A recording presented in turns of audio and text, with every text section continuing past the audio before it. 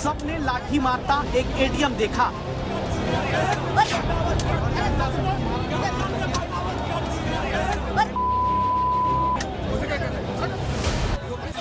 सबने सरकारी अधिकारी की लाठी के नीचे एक युवा देखा।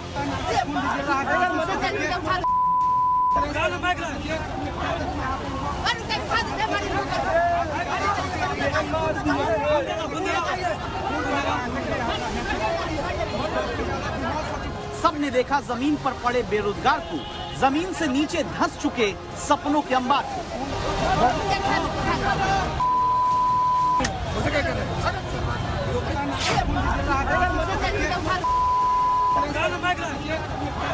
सब चाहते हैं तिरंगा लेकर अपनी नौकरी का हक तुरंत चाहने वाले युवाओं पर लाठी मारने की हिम्मत रखने वाला एडीएम हटाया जाए।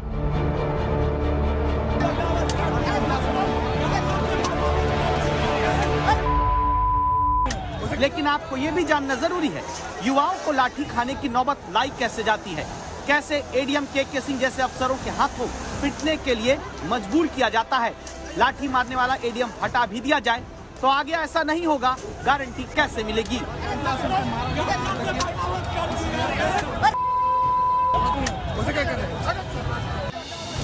दरअसल अपने घर के बच्चों, रिश्तेदारों के बच्चों का बड़े स्कूल और यूनिवर्सिटी में दाखिला कराने वाले अफसर लाठी मारते हैं उन गरीब घरों के बच्चों को जो बिहार में शिक्षक भर्ती खुलने का इंतजार करते रह जाते हैं।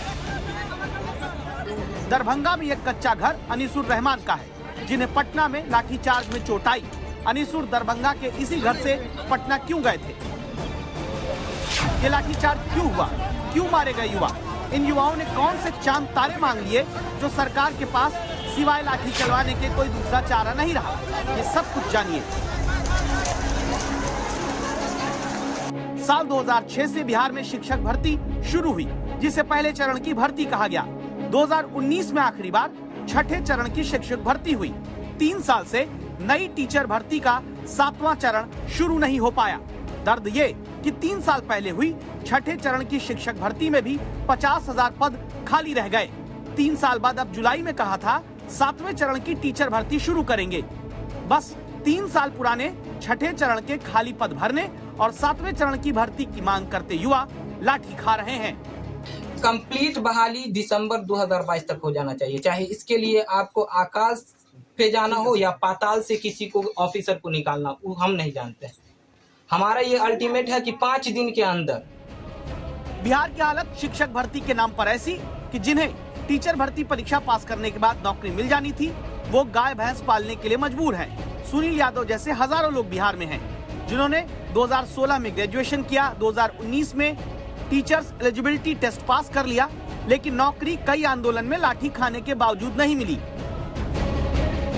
जनवरी में आंदोलन भी किए इसी काउंसलिंग शेड्यूल को लेकर कि सर अब तो काउंसलिंग शेड्यूल दीजिए, क्योंकि हर नियोजन निकाय लगभग फाइनल मेरिट लिस्ट हम लोग का तैयार करके रख लिए हैं। बस अब सिर्फ नियोजन पत्र देना है गवर्नमेंट को, ज्वाइनिंग लेटर हम लोग को देंगे, स्कूल में जो है हम लोग योगदान देंगे। और लेकिन अभी तक सरकार कोर्ट कचहरी के नाम पे जो है सो 2 साल से हम लोग को मानसिक प्रताड़ित करते आ रही है, लेकिन बहाली को अभी तक पूरी नहीं कर पाए हैं। शिक्षक जिन्हें बनना है वे बेरोजगार रह जाते हैं, शिक्षा व्यवस्था का बंटाधार हो जाता है। कैसे? ये नोट कर लीजिए। संविदा पर रखे गए नियोजित शिक्षक पहले वर्षों तक स्थायी टीचर के बराबर वेतन को लेकर आंदोलन करते रहे।